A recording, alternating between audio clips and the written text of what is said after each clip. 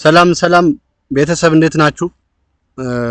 ዛሬ የምንማማረው አራተኛው የነርሲንግ ፕሮሰስ ስቴፕ ነርሲንግ ኢምፕሊሜንቴሽን በሚለው ላይ እናወራለን።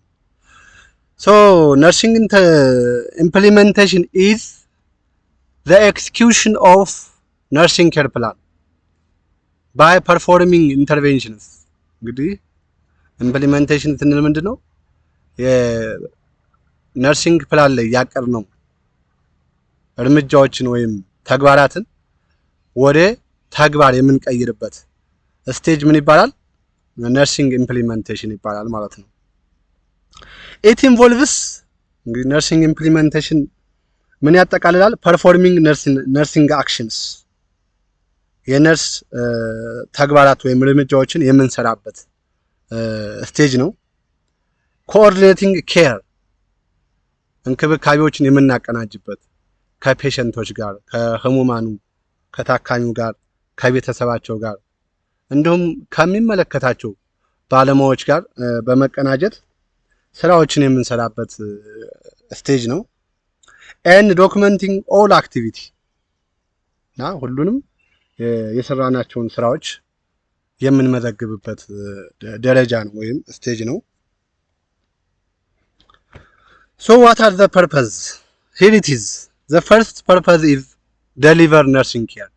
እንግዲህ ነርሲንግ ኢምፕሊሜንቴሽን አላማው ምንድን ነው? እንክብካቤውን ምን ለማድረግ ነው? ለመስጠት ነው። ሁለተኛ achieve patient outcomes። ስቴጅ 3 ላይ እንዳየነው ነርሲንግ ኬር ፕላን ላይ ኤክስፔክትድ አውትካም የምንጠብቃቸው ውጤቶች አስቀምጠን ነበር። ሶ እነዛን የምናሳካበት ደረጃ የት ላይ ነው? ነርሲንግ ኢምፕሊሜንቴሽን ላይ ነው።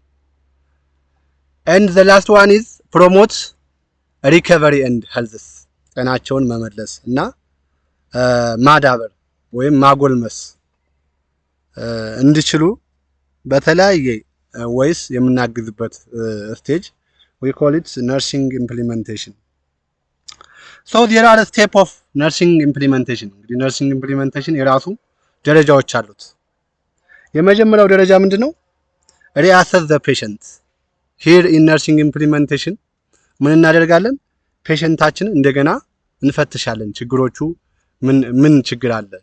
እንግዲህ subjectively as well as objectively አሰስ ማድረግ አለብን። here again before implementing care ከመተግበራችን በፊት እንግዲህ ነርስ መስት ሪአሰስ ፔሸንት ኮንዲሽን የታካሚውን የጤና ሁኔታ ያለበትን ሁኔታ መፈተሽ መቻል አለብን ማለት ነው። አላማው ምንድነው? እንደገና መፈተሻችን ensure interventions are still appropriate የምንሰጣቸው እያንዳንዱ እርምጃ ወይም ተግባር ትክክል ነው ወይ የሚለውን ለማረጋገጥ ፔሸንታችንን አሰስ ወይም መፈተሽ መቻል አለብን። ሁለተኛው ጥቅሙ ምንድነው? identify any change in the patient condition የተቀየረ ነገር ካለ፣ አዲስ ችግር ካለ እንደገና የምንፈትሽበት አንዱ ጥቅሙ ነው። the second step is determine the need for assistance። ምን መወሰን አለብን? need of assistance የሚያግዘን ሰው የምንወስንበት አጋዥ ያስፈልገናል ኦር ኖት የሚለውን ዲቴል የምናይበት ነው። some intervention requires team collaboration። እንግዲህ የህክምና ስራ በአብዛኛው ያው በትብብር ላይ የተመሰረተ ነው። አሲስት ወይም መርዳት ካስፈለገ ያው የሌሎቹን እገዛ ያስፈልገናል ማለት ነው። the third step is implementing nursing intervention። already ወደ ተግባር ወደ አክሽን የምንቀይርበት ሶስተኛው ስቴፕ ነው። this is actual execution of nursing action።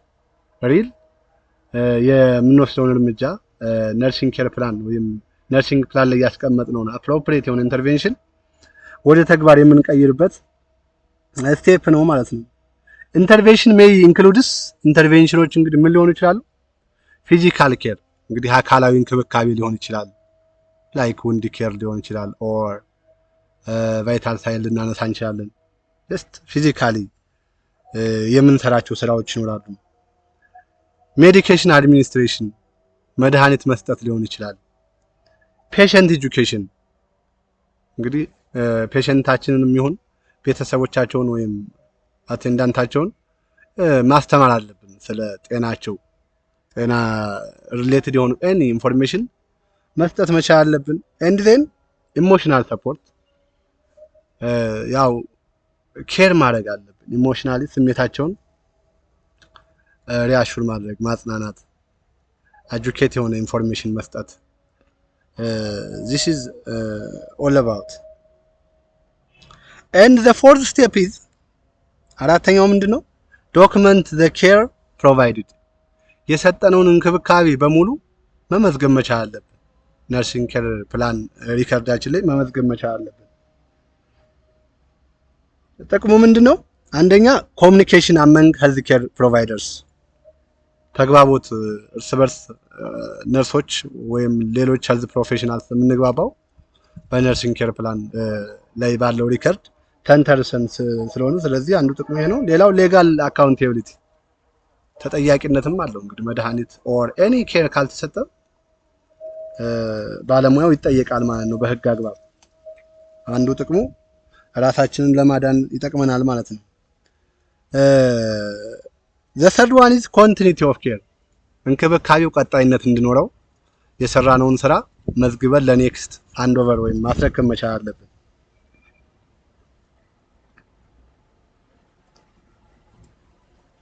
this is all about nursing implementation. Thank you.